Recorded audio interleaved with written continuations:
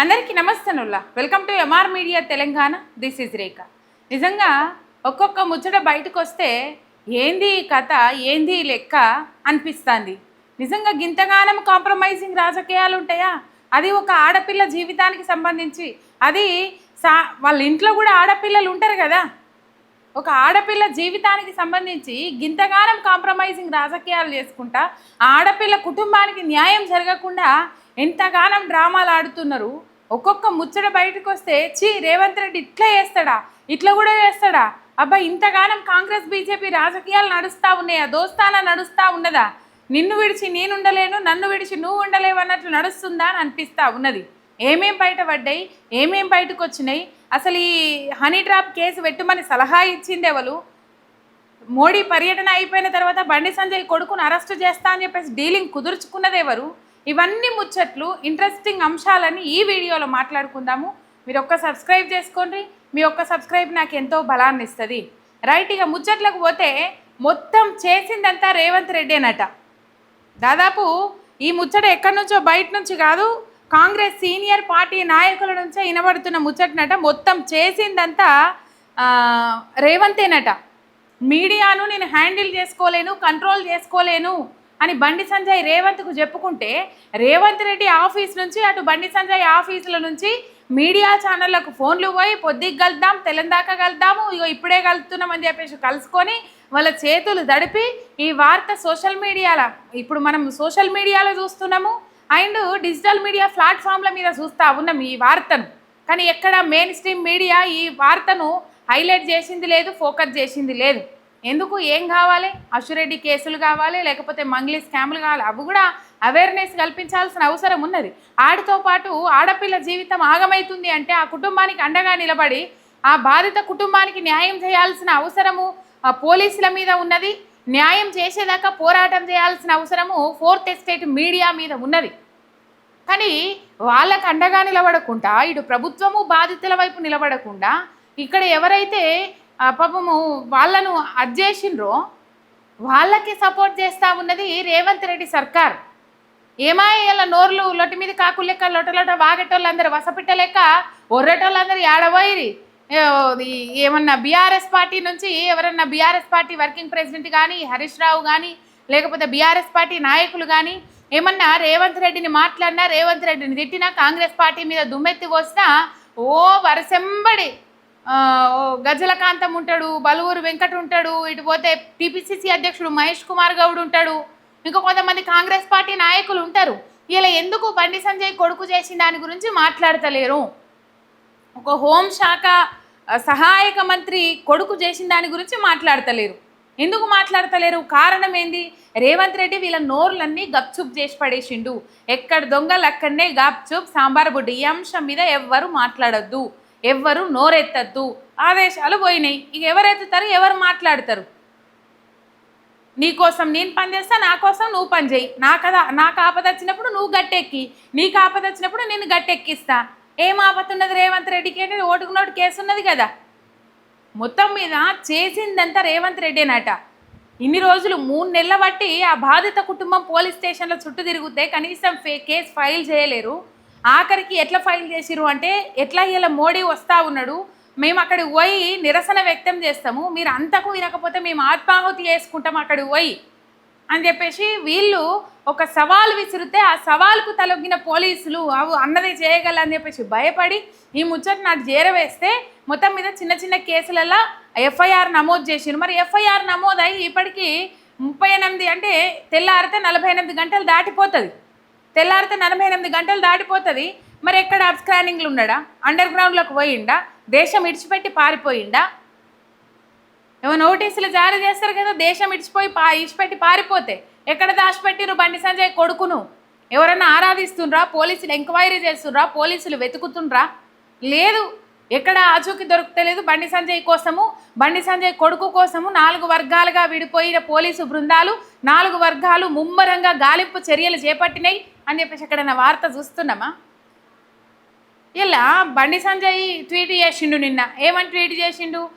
న్యాయాన్యాయాలు court తెలుస్తుంది, court చూసుకుంటుంది అని చెప్పేసి, కేసు అయింది, కోర్టు తెలుస్తుంది, కోర్టు చూసుకుంటుంది, న్యాయస్థానాల మీద మాకు నమ్మకం ఉంది అని మాట్లాడినప్పుడు మరి ఎందుకు బండి సంజయ్ కొడుకును తీసుకొచ్చి బండి సంజయ్ వాళ్ళకి అప్పచెప్పలే? ఇప్పుడు సామాన్య కేసులలో ఫర్ ఎగ్జాంపుల్ దిశ కేసునే తీసుకోండి. దిశ కేసులో నలుగురు ఉంటే నలుగురిలో ఒక తల్లి అందులో ఒకడు ఉంటే వాళ్ళ తల్లి చెప్తుంది, నా కొడుకు తప్పు చేస్తే నా కొడుకును శిక్షించుండ్రి, ఏ శిక్ష వేసినా సరే అని చెప్పేసి ఒక తల్లి చెప్తుంది. సామాన్యులు ఇలా అంతగానో మధ్యేసి మాట్లాడుతూ ఉన్నారు, మాట్లాడిండ్రు కూడా. మరి ఇలా ఎందుకు బండి సంజయ్ నా కొడుకు తప్పు చేస్తే నా కొడుకును శిక్షించుర్రి, నేను హోంమంత్రినైనా సరే అది చట్టం నాకు చుట్టం కాదు అని చెప్పేసి ఎందుకు మాట్లాడలేకపోయిండు బండి సంజయ్? ఇలా ఆధారాలతో సహా బయటకు వచ్చేసరికి ఇప్పుడు ఎటువంటి నిజంగానే బండి సంజయ్ కొడుకు హనీ ట్రాప్కు గురైతే బండి సంజయ్ కొడుకు తప్పు లేకపోతే నాకు తప్పు లేదు నాన్న అని చెప్పేసి తెగేసి బండి సంజయ్కి చెప్తే ఇలా బండి సంజయ్ ఊకునేటోడైనా ఇంత ఎగరకపోనా? కంపల్సరీ ఎగురుతుండే, ఎంతో కొంత కాదు మొత్తం తప్పున్నది కాబట్టి సప్పుడు దేక ఊకున్నారు. ఈ హనీ ట్రాప్ కేసు ఐడియా ఎవరు ఇచ్చిండ్రు అని అంటే రేవంత్ రెడ్డి ఐడియా ఇచ్చిండట. ఇవి ఎవరో వేరేటోళ్ళు చెప్తున్న ముచ్చట కాదు, కాంగ్రెస్ సీనియర్ నాయకుల నుంచి వస్తున్న ముచ్చట, వినబడుతున్న ముచ్చట అంతా రేవంత్ రెడ్డికి తెలిసే జరిగిందట. హనీ ట్రాప్ కేసు పెట్టమని ఐడియా ఇచ్చిందే సీఎం రేవంత్ రెడ్డి అనుకుంటే ప్రచారం జరుగుతూ ఉన్నది సోషల్ మీడియాలో ప్రచారం జరుగుతుంది. బండి సంజయ్ కొడుకు ఈ కేసులో సంచలన విషయాలు వెల్లడిస్తున్నట్ట. కాంగ్రెస్ సీనియర్లు బాధితుల కంటే ముందే కంప్లైంట్ ఇచ్చేలా బాధితుల నుండి కంప్లైంట్ తీసుకోకుండా ఆపింది, మొత్తం చేసింది ఆయననే విశ్వసనీయ వర్గాల సమాచారం. మీడియా మేనేజ్ చేసుకోలేని చెప్తే మొత్తం రేవంత్ రెడ్డి ఆఫీస్ నుంచి కూడా ఫోన్లు చేసి మీడియాలకు ఈ వార్త ఇయ్యద్దు, ఈ వార్తను ఇట్లనే హైలైట్ చేయండి, ఇట్లనే అది చేయండి అని చెప్పేసి రేవంత్ రెడ్డి ఆఫీసుల నుంచి కూడా ఫోన్లు పోయినాయట. ఇగో ఇదంతా కథ నడిపిస్తా ఉన్నాడు రేవంత్ రెడ్డి. నిజంగా సామాన్యులు ఇదే ప్లేస్లో ఉంటే అయ్యే పనినే. ఏమైంది, సిపి సజ్జనార్ గారు ఎందుకు సపోర్ట్ చేస్తలేరు ఈ అంశం మీద? ఇంకొకటి విషయం ఏంటంటే అన్ని లంగాలత్కూరు పనులు చేయాలి, ఏమన్నంటే కులం కార్డు వాడుకోవాలి. కులం కార్డు వాడుకొని ఇప్పుడు బీసీ బిడ్డ అని చెప్పేసి బండి సంజయ్ బీసీ కాబట్టి ఇలా బండి సంజయ్ని ఆగం చేయాలని రాజకీయంగా ఆయనను ఎదుర్కోలేకనే ఆయన కుమారుడి మీద కుట్రలు జరుగుతున్నాయి అని చెప్పేసి మున్నూరు కాప సంఘం రాష్ట్ర అధ్యక్షులు సర్దార్ పురుషోత్తం చెప్పిండ్రట. అన్ని పనులు చేయాలి చేసేటి, మరి ఎందుకు ఖండించలే? కొడుకు పని చేయలేదు, ఆ తప్పు చేయలేదు అని చెప్పేసి బండి సంజయ్ ఎందుకు ఖండించలే? అనవసరంగా మీరెందుకు ఇరుక్కుంటారు? అమ్మాయి వాళ్ళ దగ్గర బండి సంజయ్ కొడుకు చేసిన నిర్వాహకము, బండి సంజయ్ కొడుకు చేసిన కథ మొత్తం అన్ని ఆధారాలు ఉన్నాయట, అన్ని ఎవిడెన్స్ ఉన్నాయట. ఎందుకు ఖండించలేకపోయినరు? ఆధారాలు ఉన్నాయి, ఆ ఆధారాలు బయట పెడతారనే కదా. ఇంకా కులం కార్డు వాడుకుంటారు. కులం కార్డు ఒక్కటి నిజంగా ఏమన్నా ఉండాలి సారు కులం కార్డు వాడుకోవడానికి?